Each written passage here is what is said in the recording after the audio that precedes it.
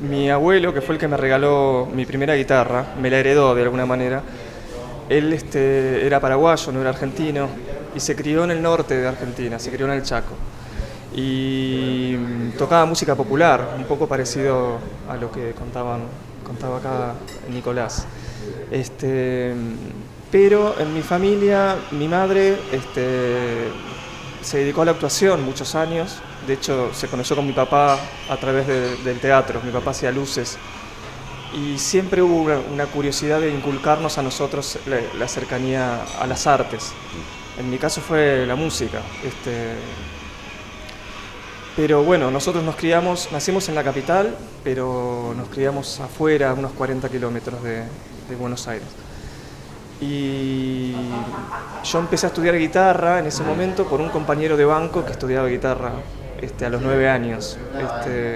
Y empecé a estudiar con su profesora de guitarra. Y ahí fue como que me empecé a acercar un poquito a la música.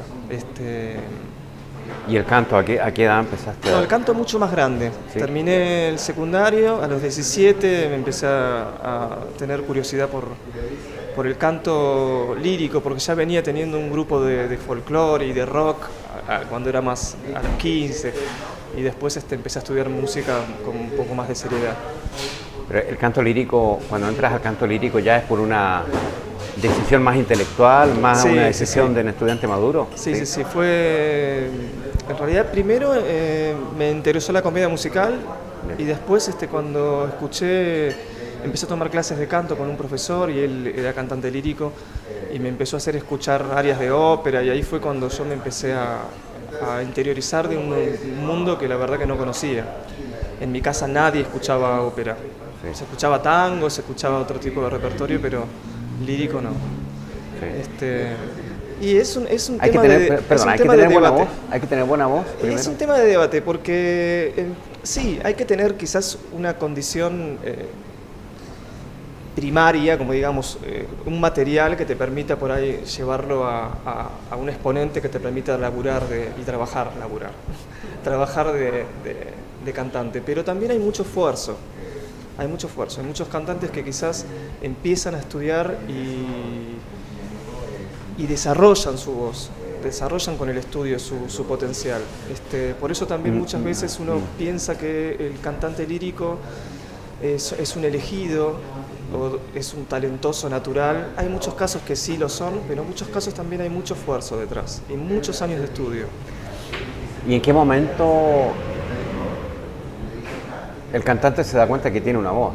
Porque el niño de 10 años, de 12 o más, no sabe que tiene una voz, no sabe las características de esa voz, a menos que entre a un coro y alguien lo vaya guiando. Yo creo que en el caso de los niños tienen un interés natural hacia la música.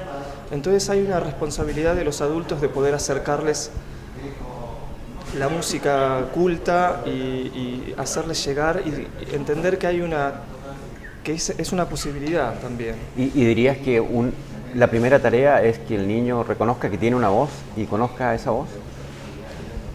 Sí, lo que pasa es que los educadores muchas veces ahí fallan.